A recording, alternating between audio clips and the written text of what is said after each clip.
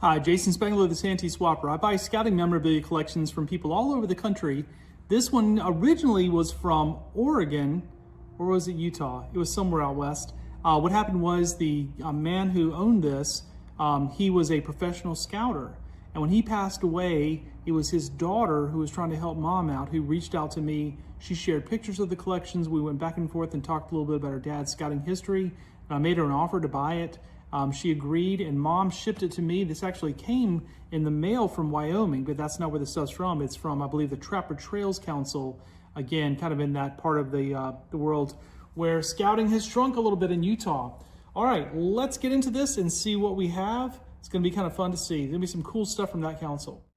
Okay, right off the top, collections from professional scouts. They always look a little bit different because that is sort of a different side of the table to sit on than a volunteer scout or a young scout who's going through the program. For example, let me put this up and kind of show you. When you see patches in rubber bands where it's like there's 5 or 6 of the same patch and it's a rubber band, that is sometimes a clue that this was a professional scout. Here's another example right here. Again, patch in a rubber band. I see this happening here as well. And kind of what's going on here is that, you know, somebody had to be the person in charge of passing out the patches. And obviously the patches would have been ordered by the scout shop for the event. And oftentimes it was the staff advisor for that event who would have had the patches and passed them out. Now, what happens at the end when there's like 10 left over, 20 left over? Maybe sometimes they go back to the scout shop and get sold. Maybe sometimes they just stay in the trunk, or maybe the scout executive says, hey, just keep them, it's no problem. And so that's kind of what happens here is you end up with a patch that was getting passed out, and this person just ended up with a stack of them. So here's, for example, this 90th anniversary of Trapper Trails Council, which I don't think has a year on it. I'm not sure exactly what year it is, but we'll kind of see when we get in here. This stuff might be from the 1990s, it looks like. So, you know, this might have been a patch that was meant for, you know, something in particular. But again, being the professional scout, he ended up with a stack of them at the end. It's going to see a lot of things here with little rubber bands. Probably how someone, you know, organized all these. Here's a good example. Celebrate our heritage and spirit of pioneering Trapper Trails Council. This was an event patch in 1997. And again, got a little stack of them here. But it's not all gold. You know, you get patches like this. This is like a super generic Cub Scout day camp patch. Doesn't even have a location on it, but there's a little stack of those. Generally speaking, these event patches in our hobby don't have a lot of value, hardly any value at all. We would sort of call them dollar patches at best. Now, this something like this, where it's real generic design, it doesn't have the council name on it, so I know it's from Trapper Trails, but nobody else would. That's not, you know, great as far as me finding someone who would like to have that. And then again, here's come another example of, whoa, look at that, a big old stick from the same one, Trapper Trails. This one does have the council name, Franklin District, Klondike, 1994. But, you know, again, this is why I buy these collections, because I have a better opportunity being pretty plugged into the scout collecting community to then find these items a new home. Whether some of these patches end up in my dollar box, whether it be at an event that I go to or in my antique mall booth, I'll make that decision once I get everything sorted out. But I'm still very happy with the collection because just sheer volume, there's a lot of patches in here. They might not all have, you know, a lot of super value, but again, I should, if nothing else, here's another whole ribbon of these. If nothing else, I can go to the National Scout Jamboree or another scouting event and I could put these out to trade. So it's a, you know, it's an attractive patch that's like 30 something years old. So if I trade this for something else to another scout or another adult, then that's a win for me. And I probably have, you know, 2 dozen right here that I could trade. So sometimes, you know, getting the patches, getting the collection is only the beginning. Then I have to do some swapping, right, SanteeSwapper, in order to turn these around. 1993 Chief Seattle Council, that's a nice looking one. I hadn't seen that before. Now, this area, Trapper Trails Council, they do have some really cool looking patches. Look at their Order of the Arrow patch. I won't pronounce that lodge, Awachiya, but it's Lodge 535, but they have a cool, I think it's a badger. Y'all help me out if he's at a, I'll hold it up closer to the camera. Is that a badger? I think it is. And so hopefully there's a few other OA patches in here. Utah National Parks, that would have been one of his neighbors. For some reason, I think that Trapper Trails Council was headquartered in Ogden, Utah. I could be totally wrong on that, guys, but during this time period, there were thousands and thousands and tens of thousands of young boys who were members of the Boy Scouts via being part of the LDS Church. Back during that time period, the Church of Latter-day Saints, LDS, the Mormons, their youth program in their church was Boy Scouts. And so almost all the boys were registered in the Boy Scouts. Not all of them went camping, but a lot of them did. A lot of them went to jamborees, Eagle Scouts, all this stuff. And so there were just a ton of kids. Well, now we have a date on that. Look at that, because that's a 2000 Trapper Trails Scouting Expo. And what do you know? It's like an exact match to this 90th anniversary. So now we know it was at the year 2000 was when that other one was issued. So again, I'm seeing just a lot of the same patches, but again, you know, if it has a good design, I can definitely do something with it. There's little things here like patrol patches and other event patches. Again, a whole bunch of that expo patch. So yeah, he got a stack of them.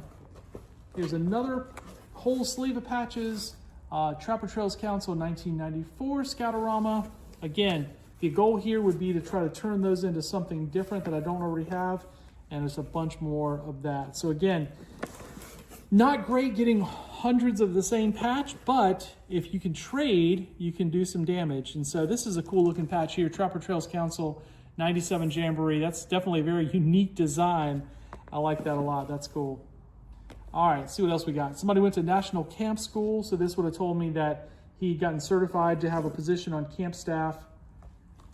I've been in National Camp School a bunch in my time, working on camp staff for 17 summers altogether. Here's one that was worn on a uniform at some time. I can just kind of tell that even though it's not too floppy here, it just feels like it's been washed before. So Chief Seattle Council. And then down in here, a little troop neckerchief. This is nothing special. Here's a t-shirt, Catchy Valley Council, Weeblos Woods, Cub Scout event, okay. Seymour Johnson Air Force Base, Troop 299, North Carolina. Why in the world would a Air Force Base troop neckerchief from Eastern North Carolina be? I don't know, but it is in here. Teton Peaks.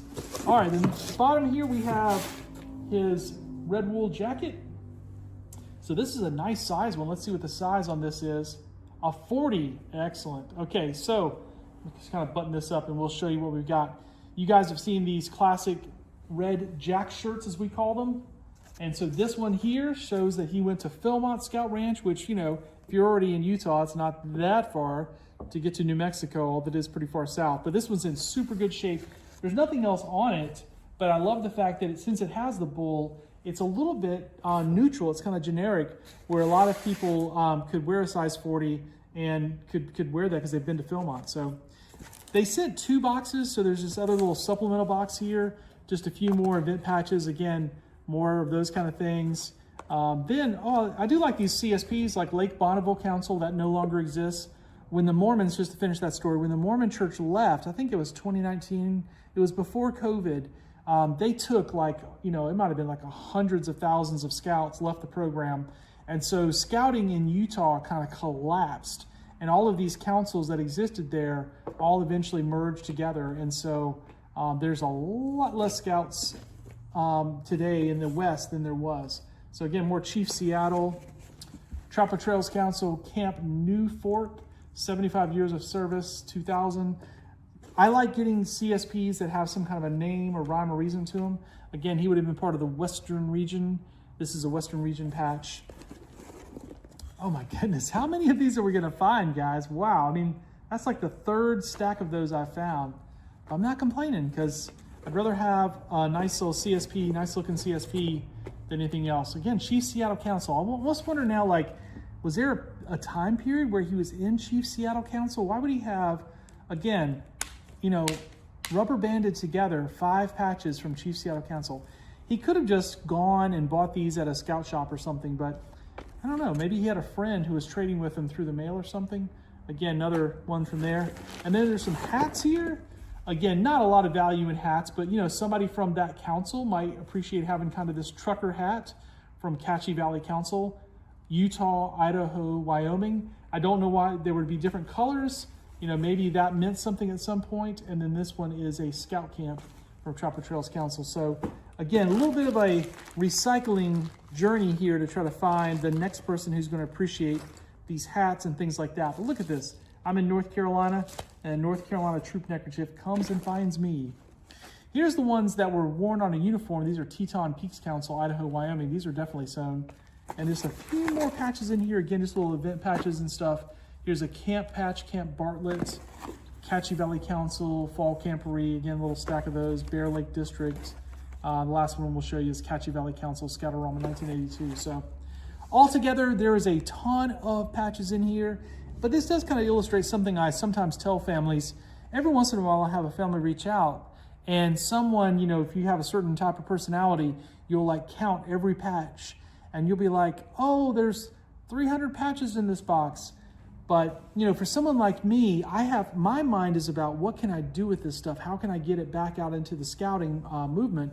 And when I have a brick of patches like this, these are sort of, you know, value-wise, they're kind of worthless to me, because I don't really have a ready market for these, whether it to be to trade or to sell. These are going to be tougher. Now these, again, I think I'll be able to do okay with, because they are sort of a special issue.